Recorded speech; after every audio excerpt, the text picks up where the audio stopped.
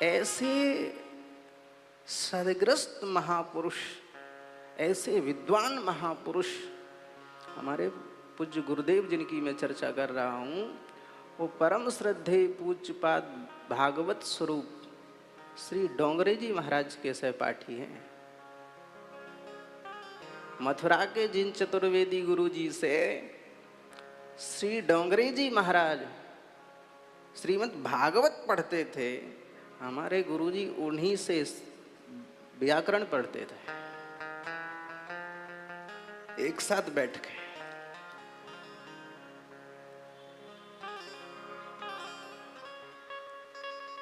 किसी विद्वान में नाम नहीं लूंगा, शास्त्रार्थ के लिए उन ललकारा तो उन्होंने उनसे कहा कि हम शास्त्रार्थ तो करने को तैयार हैं, करेंगे, लेकिन लिखित में होगा शास्त्रार्थ।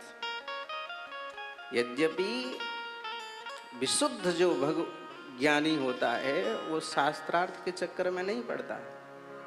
क्यों? क्योंकि शास्त्रार्थ करने पर उत्तर प्रति उत्तर होता है, गुरुजनों को नीचा दिखाना पड़ता है, वहाँ कोई ना छोटा है ना कोई बड़ा है, वहाँ मर्यादा नहीं रह जाती गुरु शिष्य की, वहाँ बड़े लोगों को भी कई बार अपमानित होना पड़ता है उत्तर प्रति उत्तर में। क्योंकि और महर्षि पतंजलि अपने सूत्र में लिखते हैं, गुरुम तुम कृत हुं कृत विप्रम निर्जित वादतः ते पिशाचो भवति ध्रुवम। शास्त्रार्थ में गुरुजनों को, ब्राह्मणों को तू हूं करके उत्तर प्रति उत्तर करना पड़ता है, उनको प्रतिवादित करना पड़ता है, उनकी वाणी को काटना पड़ता है। और ऐसे व्यक्ति को निश्चित प्रेत योनि में जाना पड़ता है, इसलिए नहीं पढ़ते।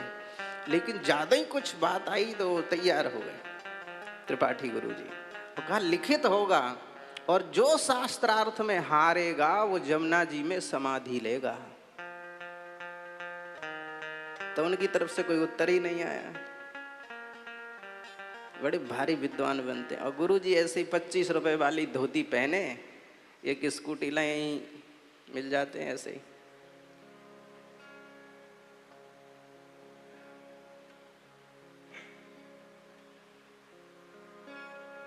तो त्रिपाठी गुरुजी के पास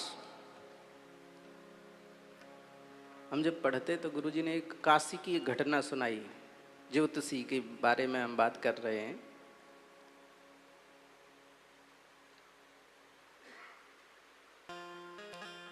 एक ब्राह्मण देवता बड़े परेशान थे। वो किसी महात्मा के पास गए कि महाराज हम बड़े परेशान हैं, आप हमारा जन्मांक देख दो,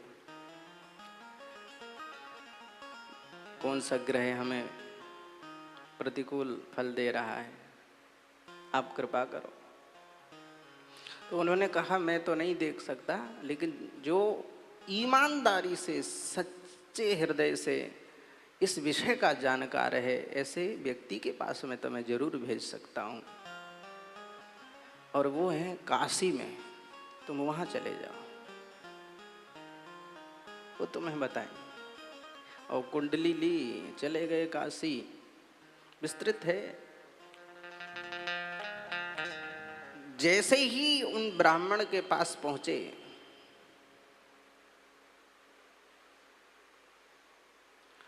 प्रणाम किया उन महापुरुष को। उन्होंने पूछा कैसे आए महानुभाव? बोले हम जन्मांक दिखाने आए। किसने भेजा? अमुक अमुक महात्मा ने भेजा, आओ विराज। जन्मांक जैसे ही हाथ में लिया उनका, उन ज्योतिषी, उन दैवज्ञ पुरुष ने जैसे ही जन्मांक हाथ में लिया और जैसे ही देखा और मानसिक अपनी सारा गणित गणित लगाया और सीधे उस व्यक्ति से उनकी तरफ देख के बोले ये किसका जन्मांक है? क्या बोले? ये जन्मांक किसका है? जन्म कुंडली किसके? ग्रह नक्षत्र यह बता रहे हैं कि जिसकी यह जन्म कुंडली है वह उस व्यक्ति को जिंदा नहीं होना चाहिए, क्योंकि ये ग्रह सब उसके प्रतिकूल बैठे हुए हैं। वो तो मर जाना चाहिए अभी तक। तो ये तुम्हारी कैसे है फिर, बताओ। ऐसे गिरे बैठे हुए हैं इसमें कि वो व्यक्ति जिंदा रह ही नहीं सकता। बोले नहीं मैं तो जिंदा हूं। सोई न सिर खजलाया और ऊपर को देखा, फिर भगवान को स्मरण किया, प्रणाम किया, कहा प्रभु कैसे गुणित भाग ग्रह नक्षत्र हमारे गणित से बाहर जा रहे हैं, कृपा करो। तुरंत विचार आया भगवत प्रेरणा से। कहा तुम्हारी अगर ये जन्म कुंडली है तो ये बताओ तुम्हारी पत्नी की जन्म कुंडली कहाँ है? बोले घर है, घर में रखिए। तो बोले ले आओ, धीरे धीरे जाना, ले आओ अपनी पत्नी की जन्म कुंडली। और गए वो महानुभाव, जन्म कुंडली लेके आए, और जैसे ही उनकी पत्नी की जन्मांक को जैसे ही देखा उन देवज्ञ पुरुष ने, देखते ही झरझर झरझर आंसू आंखों से बहने लगे। रोते हुए भगवान को प्रणाम किया, कहा प्रभु मैं आपको प्रणाम करता हूँ। और उस व्यक्ति से कहा कि इस जिसके नाम की ये कुंडली है उसको तो जिंदा नहीं रहना चाहिए, लेकिन फिर भी तुम जिंदा हो। क्यों? क्योंकि ये तुम्हारी पत्नी की जन्म कुंडली है और इसमें अखंड सौभाग्यवती योग बना हुआ है। तुम अपनी पत्नी के कारण, पत्नी के ग्रहों के कारण, पत्नी के कारण, पातिव्रत धर्म के कारण तुम जिंदा हो, बाकी तुम्हारी तो उम्र पूरी हो चुकी है। ये पत्नी का जिसकी ये तुम्हारी पत्नी की जिसकी ये कुंडली है, ये कभी विधवा हो ही नहीं सकती। जब तक पत्नी है तब तक तुम मर ही नहीं सकते। इसलिए तपस्वी ब्राह्मण की तपस्या भी सक्रिय रहती है कर्म करते समय। इसलिए सनकादिक भगवान कह रहे हैं देवज्ञम तु समाहूया। कैसे ब्राह्मण के पास जावे? देवज्ञ ब्राह्मण के पास जावे, तपस्वी ब्राह्मण के पास जावे।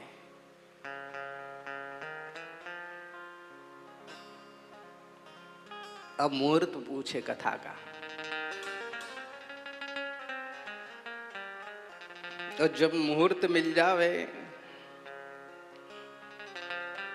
क्या मिल जावे? मुहूर्त। तो फिर विवाहे यादृशं वित्तं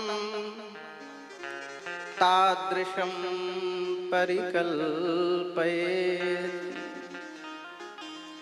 फिर जैसे अपने बिटिया के विवाह में, जैसे अपनी बिटिया के विवाह की तैयारी करता है पिता, ऐसे ही फिर कथा की तैयारी करे। जैसे बिटिया के विवाह के लिए धन इकट्ठा करता है, विवाहे यादृशम वित्तम तादृशम परिकल्पयेत्, ठीक उसी प्रकार श्रीमद् भागवत की कथा कराने के लिए धन इकट्ठा करे।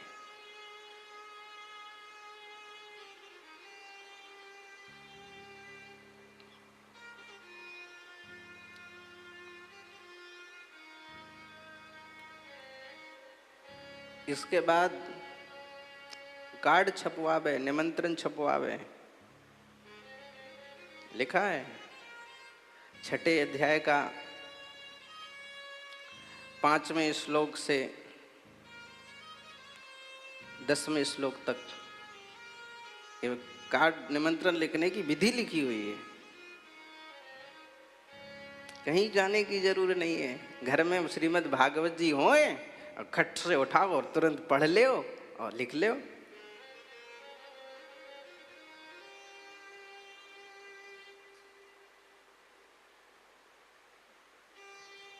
लिखा हुआ है देशे देशे तथा सेयम् वार्ता प्रेष्या प्रयत्नतः। जगह जगह हमारे घर में कथा होने वाली है, भगवान की कृपा से, गुरुजनों की कृपा से श्रीमद् भागवत की कथा सुनने जा रहे हैं। आप लोगों के पास भी समय होवे तो जरूर पधारो, सपरिवार पधारो। और हमारी इस कथा की मुख्य जजमान, वैसे तो पूरा परिवार ही जजमान है, लेकिन नाम भी कितना अद्भुत है, राधा मैया। वो प्रयास कर रही थी, सबको इकट्ठा करने में लगी हुई थी, बड़ी परेशान थी। अब रूम नहीं मिल रहे हैं, ये नहीं हो रहा है, बार बार। हमने कहा सब हो जाएगा, आपका संकल्प सुदृढ़ है तो सब अच्छा अच्छा होगा।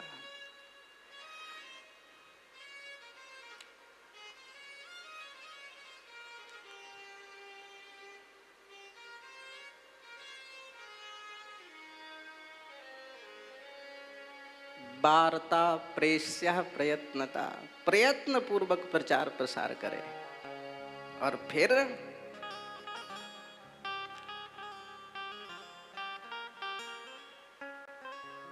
सबको बुलावे। सदग्रस्त हों, गृहस्थ हों, यति हों, सन्यासी हों, विरक्त हों, सबको निमंत्रण दे। और निमंत्रण में क्या लिखे? बोले सताम समाजो भविता सप्तरात्रम सुदुर्लभा अपूर्व रस रूपैव कथा चात्र भविष्यति। हमारे यहाँ संतों का समागम होगा, सत्संग होगा, और यह संतों का संग अत्यंत दुर्लभ है।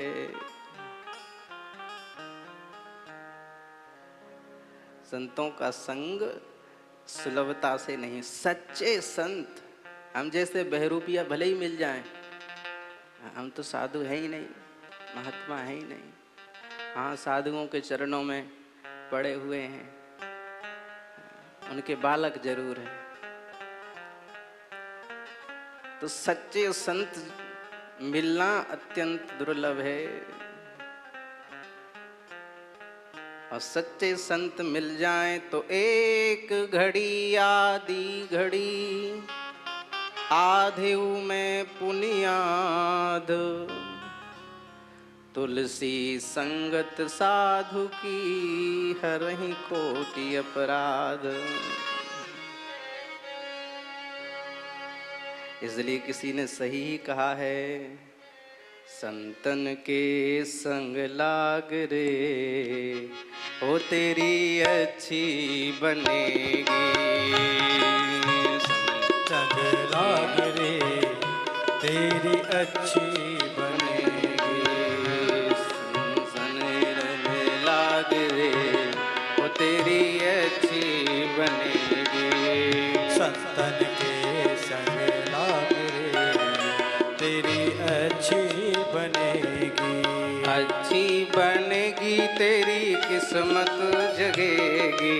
अच्छी बनेगी तेरी किस्मत बनेगी। अच्छी बनेगी तेरी किस्मत जगेगी। अच्छी बनेगी तेरी किस्मत बनेगी। संतन के संग लाग रे तो तेरी अच्छी बनेगी। संतन के संग लाग रे तेरी अच्छी बनेगी। संतों के संग लग जाइए। संतों के संग लगने से क्या होगा? हंसा से तो है, कागा से तो है हंस करेंगे। कागा से तो है हंस करेंगे। कागा से तो है हंस करेंगे। कागा से तो है हंस करेंगे। क्या जाने कोई कागरे तेरी अच्छी बनेगी। क्या जाने कोई कागरे तेरी अच्छी बनेगी। संतन के संग लाग रे वो तेरी अच्छी बनेगी।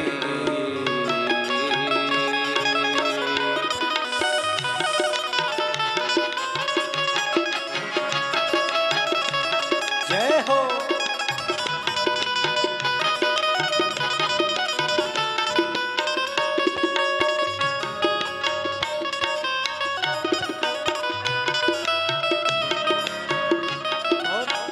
ध्रुव जी की बन गई, प्रहलाद जी की बन गई, ध्रुव जी की बन गई, प्रहलाद जी की बन गई, ध्रुव जी की बन गई, प्रहलाद जी की बन गई।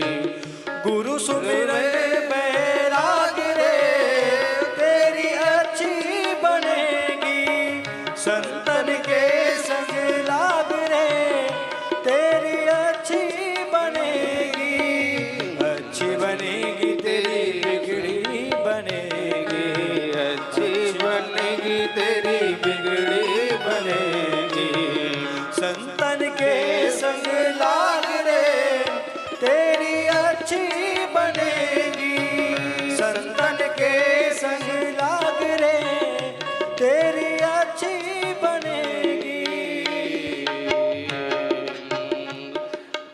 संतों के संग लगने से बिगड़ी हुई भी बन जाती है।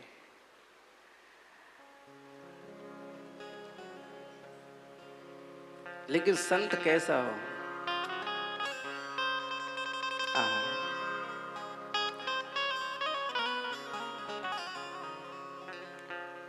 मेरा तार हरि से जोड़े,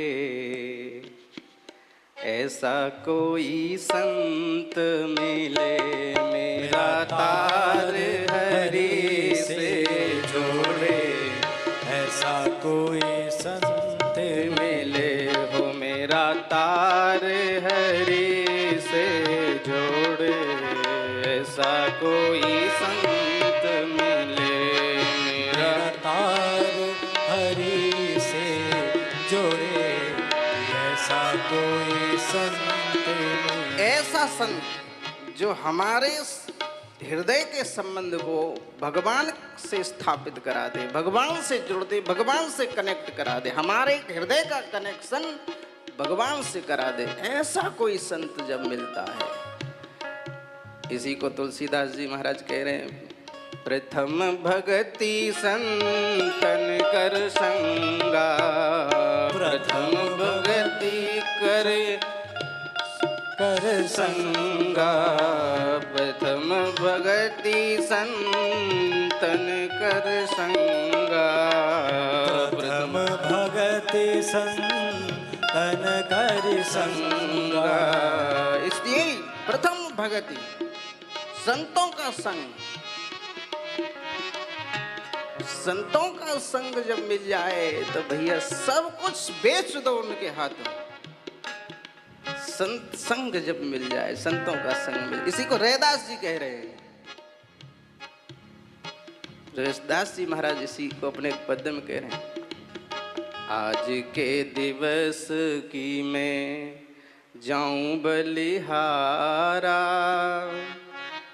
मेरे घर आया राजा राम जी का प्यारा, मेरे घर आया राजा राम जी का प्यारा। आज के दिवस की मैं जाऊं बलिहारा, मेरे घर आया राजा राम जी का प्यारा, मेरे घर आया राजा राम जी का प्यारा। तो राम जी के प्यारे जब हमारे घर में आ जाएं, संत आ जाएं, तो संत क्या करते हैं?